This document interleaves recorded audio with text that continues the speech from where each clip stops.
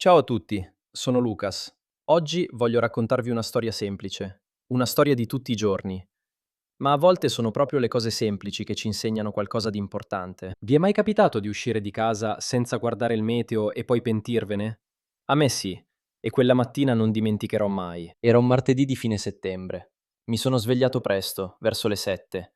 La luce che entrava dalla tenda era chiara, quasi dorata. Fuori dalla finestra il cielo sembrava abbastanza sereno. C'era qualche nuvola, sì, ma niente di preoccupante. Le nuvole erano bianche, leggere, come quella cotone che si vede nei disegni dei bambini. Ho pensato, oggi è una bella giornata. Ho fatto colazione in fretta.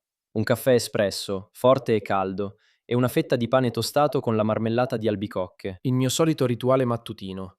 Ho lavato la tazza, ho messo la giacca leggera, quella beige che mi piace tanto. Ho preso la borsa di lavoro e sono uscito di casa senza pensarci troppo, senza aprire il telefono, senza controllare nulla.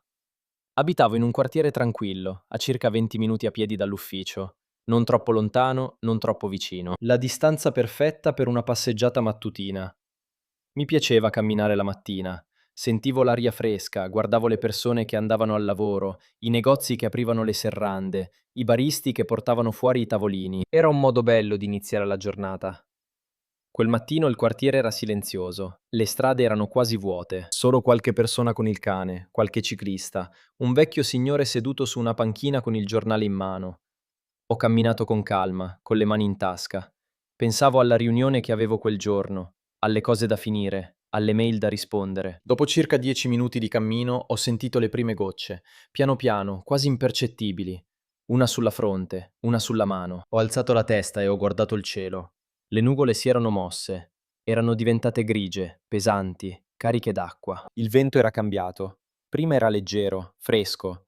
Adesso era più forte, più freddo e arrivava da nord. Ho accelerato il passo. Ma era troppo tardi. In meno di 5 minuti è arrivata una vera pioggia. Non una pioggerella leggera, non qualche goccia sparsa, proprio un acquazzone. L'acqua cadeva forte e veloce, il vento soffiava da tutte le parti, e io ero lì, in mezzo alla strada, con una giacca di cotone che non proteggeva da nulla, senza ombrello, senza impermeabile. In pochi secondi ero completamente bagnato. I capelli, la giacca, le scarpe, tutto. Ho cercato riparo sotto la tettoia di un negozio. Era un bar, piccolo e caldo, con le finestre appannate per il vapore del caffè. Ho guardato attraverso la vetrina e ho visto le persone sedute dentro. Qualcuno leggeva il giornale, qualcuno parlava con il barista, qualcuno guardava lo schermo del telefono con una tazza in mano. Mi sembravano così tranquilli, così a proprio agio. Io invece stavo lì fuori, sotto quella tettoia troppo piccola, con i capelli bagnati e le scarpe che sembravano spugne, a sperare che smettesse di piovere il prima possibile. La pioggia non sembrava voler smettere, anzi, stava diventando ancora più forte. Ho sentito un tuono in lontananza, un suono basso, profondo, che rimbombava tra i palazzi. Poi un lampo, veloce, bianco. Era un temporale vero. Una signora anziana si è avvicinata all'entrata del bar. Aveva un ombrello verde, grande, ancora aperto. Lo ha chiuso con calma, lo ha appoggiato accanto alla porta e ha aperto l'entrata. Prima di entrare si è girata, mi ha guardato con un sorriso gentile e ha detto: Giovane, vuole entrare? Fuori è un disastro. Non ho aspettato un secondo. Ho ringraziato e sono entrato. Dentro il bar c'era caldo. Odore di caffè, di latte caldo, di pane appena fatto. Mi sono seduto al banco. Il barista, un uomo sulla cinquantina con i capelli grigi e il grembiule bianco, mi ha guardato con un'espressione comprensiva. Bel temporale, eh? Ha detto, mentre puliva il bancone. Già, ho risposto, cercando di scrollarmi un po' l'acqua di dosso. Ho ordinato un caffè. Non ne avevo bisogno, avevo già fatto colazione a casa, ma avevo bisogno di qualcosa di caldo tra le mani e di una scusa per stare lì al coperto. Mentre aspettavo il caffè, ho tirato fuori il telefono dalla borsa. Per fortuna la borsa aveva una tasca interna impermeabile e il telefono era asciutto. Ho aperto l'applicazione del meteo e lì, chiara e evidente, perfettamente visibile, c'era la previsione della giornata. Pioggia forte dalle 8 del mattino fino alle 4 del pomeriggio, con probabilità del 90%. 90%. E io non l'avevo controllata. Non avevo aperto l'app, non avevo guardato le previsioni, non avevo fatto assolutamente nulla. Ho riso. Prima sottovoce, poi un po' più forte. Il barista mi ha guardato con curiosità. Tutto bene? Ha chiesto. Sì, sì. Ho risposto. Ho solo capito che avrei potuto evitare tutto questo con un minuto di attenzione stamattina. Lui ha sorriso. Succede a tutti. La cosa importante è che adesso sei al caldo. Ha ragione, ho pensato. La cosa importante era che adesso stavo bene. A volte impariamo meglio quando sbagliamo. E quella mattina ho imparato una lezione semplice ma concreta. Prima di uscire di casa, controlla sempre il meteo. Non basta guardare il cielo dalla finestra. Il cielo può ingannare. Le previsioni, invece, sono più affidabili. Mentre aspettavo che la pioggia si calmasse, ho cominciato a guardare fuori dalla finestra del bar. Le persone che passavano per strada correvano, tenevano le borse sulla testa, cercavano riparo nei portoni. Una coppia condivideva un solo ombrello, ridendo. Un ragazzo in bicicletta pedalava veloce, completamente bagnato, come se la pioggia non esistesse. La vita continuava, pioggia o non pioggia. Ho pensato a quanto fosse utile conoscere le parole legate al tempo atmosferico in italiano. Pioggia, vento, nuvola, temporale, ombrello, lampo, tuono, sereno, nuvoloso, acquazzone. Sono parole che sembrano semplici, ma che fanno parte del vocabolario quotidiano. Le usiamo ogni giorno, in ogni conversazione, in ogni messaggio al mattino con gli amici. A proposito di parole nuove e di vocabolario, voglio condividere con voi qualcosa che mi sta molto a cuore. Ho creato un'app per imparare l'italiano in modo visivo, pratico e memorabile. Si chiama Carmilo Fox. È la mia app, l'ho costruita con l'idea di aiutare persone come voi, che stanno imparando l'italiano e vogliono ricordare le parole in modo naturale, senza dimenticarle dopo un giorno. Per il tema del meteo, per esempio, ogni parola nell'app è accompagnata da un'immagine unica, che aiuta la memoria visiva. Trovate anche frasi di esempio nel contesto, così capite non solo la parola, ma anche come si usa davvero nella vita di tutti i giorni. Se volete, ho lasciato i link per iOS e Android nella descrizione del video. Potete scoprirla con calma, senza fretta. Ma torniamo alla nostra storia. Dopo circa 40 minuti la pioggia ha rallentato. Non era finita del tutto, ma era diventata molto più leggera. Una pioggerella sottile, quasi una nebbia. Ho salutato il barista, ho ringraziato ancora la signora gentile che nel frattempo si era seduta a un tavolino, con una cornetta e un cappuccino, e sono uscito di nuovo. Camminavo veloce, cercando di muovermi tra le pozzanghere più grandi. Le strade brillavano. L'odore dopo la pioggia è una cosa che trovo bellissima. Fresco, pulito, intenso.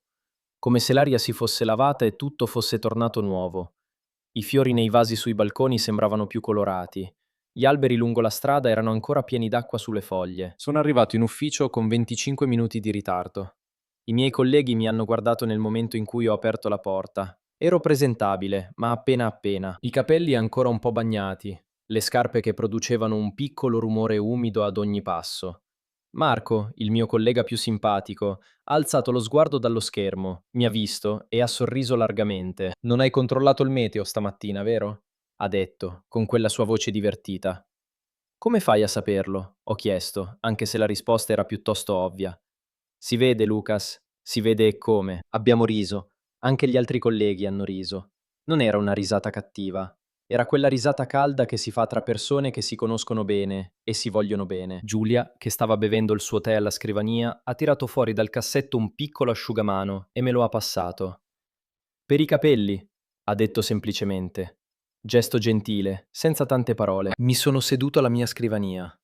Ho acceso il computer, ho aperto le mail, ma prima di fare qualsiasi altra cosa ho preso il telefono e ho aggiunto una notifica mattutina sull'app del meteo. Ogni giorno, alle 7:20, il telefono avrebbe vibrato e mi avrebbe mostrato le condizioni meteo della giornata.